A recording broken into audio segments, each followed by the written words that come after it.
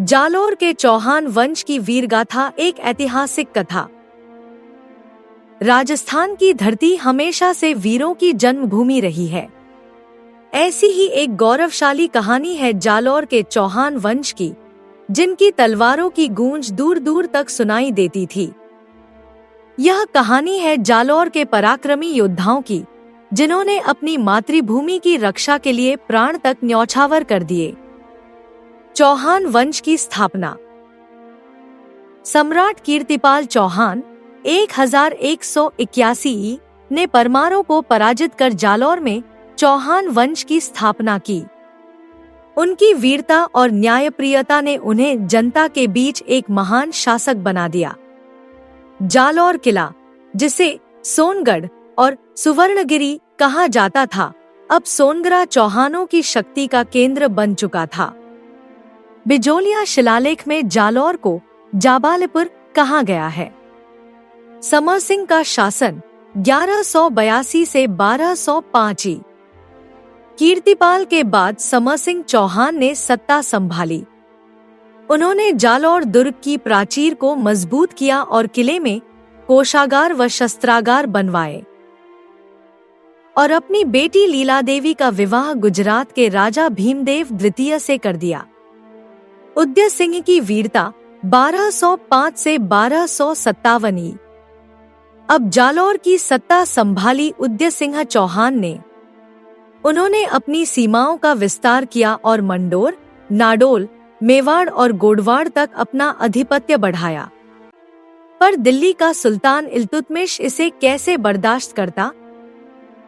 1228 में इल्तुतमिश ने जालौर पर आक्रमण किया, परंतु उदय सिंह की वीरता के आगे उसे संधि करने पर मजबूर होना पड़ा।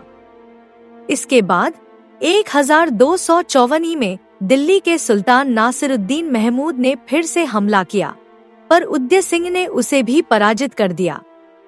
यह जालौर के स्वर्णकाल की शुरुआत थी।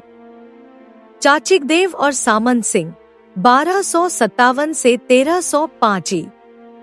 उदय सिंह के बाद उनके पुत्र चाचिकदेव 1257 से 1282 गद्दी पर बैठे।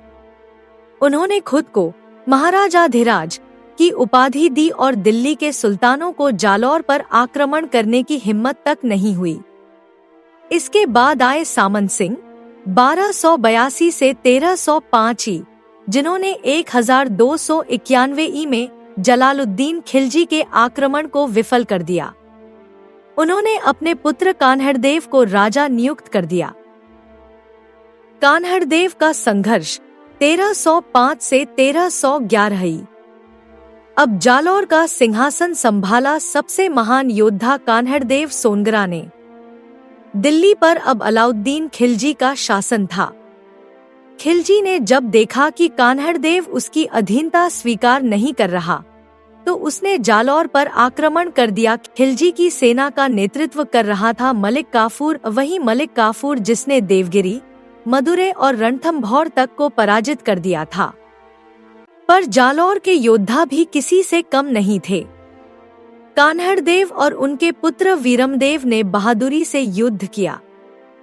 अंतिम युद्ध और जौहर 1311। जालौर किले की दीवारें खून से लाल हो चुकी थी। महिलाएं जान गईं कि अब पुरुषों की हार निश्चित है। उन्होंने राजमहल में जौहर की तैयारियां शुरू कर दी। वीरांगनाओं ने मां दुर्गा की आराधना की, अपने बच्चों को अंतिम बार गले लगाया और फिर जौहर कुंड में कूद गईं। इधर रणभूमि में कान्हड़देव और वीरमदेव आखिरी सांस तक लड़े, लेकिन अंत में वीरगति को प्राप्त हुए। जालौर का पतन, पर इतिहास में अमरता। 1311 में जालौर पर अलाउद्दीन खिलजी का कब्जा हो गया, लेकिन कान्हड़देव और वीरमदेव की शौर्यगाथा इतिहास में अमर हो गई।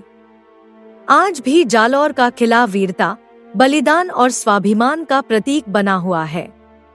यह कहानी सिर्फ जालौर की नहीं, बल्कि संपूर्ण राजस्थान की आत्मगाथा है, जहां वीरों ने तलवारें उठाईं, मातृभूमि के लिए लड़े और अपने नाम इतिहास में अमर कर दिए।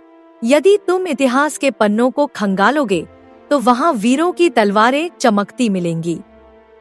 और जब तुम जालौर के किले की तरफ देखोगे तो वहाँ आज भी कान्हड़देव और वीरमदेव की आत्माएं मातृभूमि की रक्षा करती नजर आएंगी। वीडियो को लाइक और शेयर करें ताकि यह कहानी हर दिल तक पहुँचे, और हमारे चैनल को जरूर सब्सक्राइब करें। इतिहास की धरोहर को संरक्षित करने में हमारा साथ दें।